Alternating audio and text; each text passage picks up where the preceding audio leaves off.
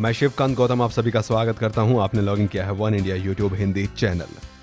अब नहीं आंख दिखाएगा चीन, अब नहीं घुसपैठ होगी चीनियों की, अब चीन भी टेकेगा घुटने, क्योंकि भारत अब चीन की तरफ लगाने वाला है एक खास हथियार जो है बेहद खतरनाक।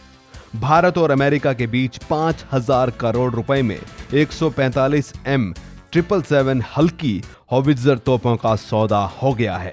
भारत इन अत्याधुनिक तोपों को चीन की सीमा पर तैनात करेगा। कांग्रेस शासन के दौरान 1980 के दशक में हुए बोफोर्स घोटाले के बाद बुधवार को पहली बार तोपों के लिए भारत ने यह पहला सौदा किया है। सूत्रों ने बताया है कि भारत ने इन तोपों के लिए अमेरिका के साथ 500 करोड़ रुपए का करार किया है और उसकी औपचारिकताएं अब पूरी हो चुकी हैं। इस सौदे पर दस्तखत 15वीं भारत अमेरिकी सैन्य सहयोग समूह MCG की 2 दिवसीय बैठक के शुरू होने के बाद किया गया है। आपको बता दूं कि हॉविट्जर की खासियत क्या है। दूसरी तोपों के मुकाबले हॉविट्जर तोपें हल्की हैं। इन तोपों को एक जगह से दूसरी जगह ले जाने के लिए बिल्कुल साधारण तरीके से पहुंचाया जा सकता है। इन तोपों का वजन बहुत हल्का होता है। हॉविट्जर M777 का वजन सिर्फ 4200 किलोग्राम है, जबकि इंडियन आर्मी जिन बोफोर्स तोपों का इस्तेमाल कर रही है उनमें हर एक का वजन 13,100 किलोग्राम है। इन तोपों को बनाने में टाइटेनियम का इस्तेमाल किया गया है।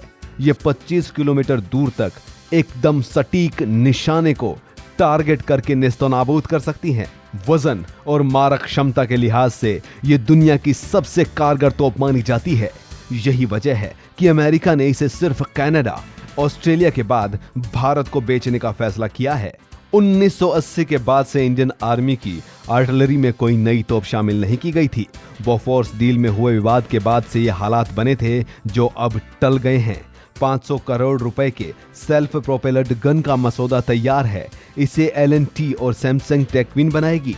जून 2006 में हॉविट्जर का लाइट वर्जन खरीदने के लिए भारत अमेरिका की बातचीत शुरू हुई थी। भारत इन्हें चीन बॉर्डर पर तैनात करेगा। अगस्त 2013 में अमेरिका ने हॉविट्जर का नया वर्जन देने की पेशकश की। इसकी कीमत $885 मिलियन थी। मई 2015 में भारत ने अमेरिका से इन दोनों तोपों के देने की गुंजाइश की थी। लेटर ऑफ रिक्वेस्ट भेजा भी गया था और अब भारत को ये तोपें मिलने वाली हैं।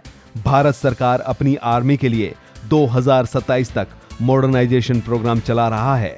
इस पर 1 लाख करोड़ रुपए खर्च होंगे, जिसकी नींव अब डल चुकी है। One India YouTube Hindi channel में इतना ही।